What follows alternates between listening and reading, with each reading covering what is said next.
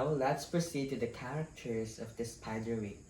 So our main character is Jared Grace, and the supporting characters are Simon Grace, Mallory Grace, Arthur Spiderwick, and Lucinda Spiderwick.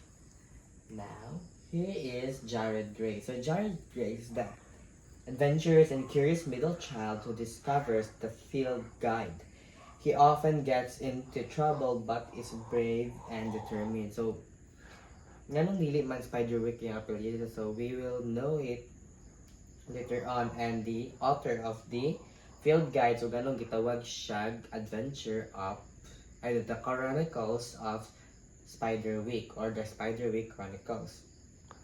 Now let's proceed to Simon Grace. Simon Grace is Jared's twin brother who loves animals, prefers peace over conflict.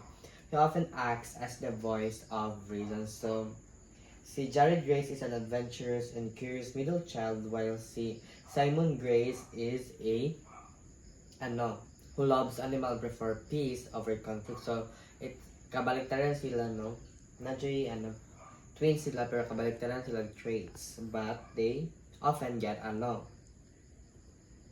Now, we have Mallory Grace, the oldest sibling among the three, skilled in fencing and very protective of her brothers. She is strong, brave, and quick-witted.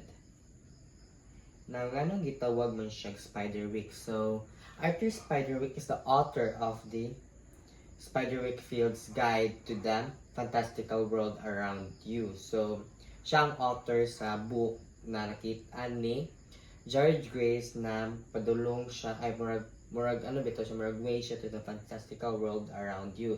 His research on fairies put him in danger. So, nahitabo niya kay tungod sa iyang research kay murag ni disappear bitaw siya, murag ni nawala siya diri sa world kay tungod kay kanina magot to murag movie magud na ato siya nahitabo sa iyahan na murag ikuha siya mura o katong sa wind bagor to nahimo siya og wind.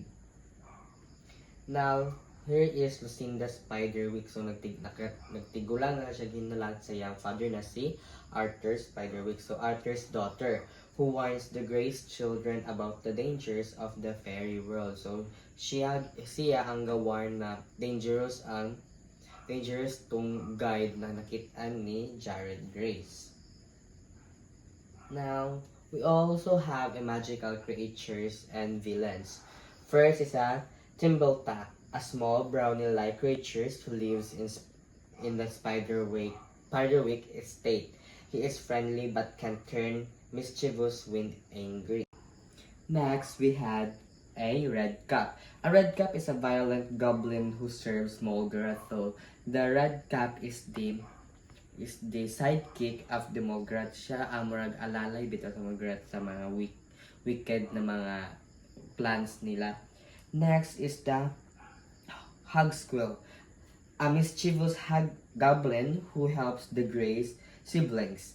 He gives Jared the ability to see fairies without using the Sight Stone. So ang Sight Stone, for your information, kay katutong ginaana bitaw ni Jared Grace para makita niya mga fairies o mga magical creatures around sa iyaha. So si ang Hogsquill kay murag siya ang murag buutan dire na magical creature tabang sa Grace siblings na conquer nila ang adventure.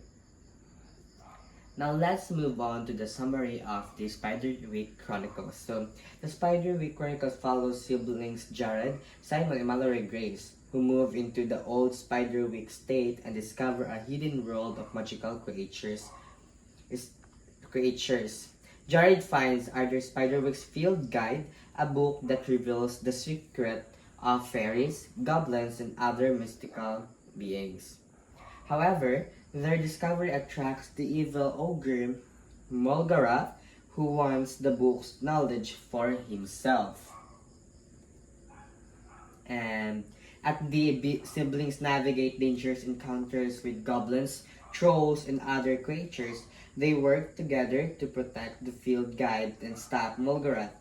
Using their wits and courage, They ultimately defeat him and restore balance to the magical world, realizing that once they've seen, life will never be the same.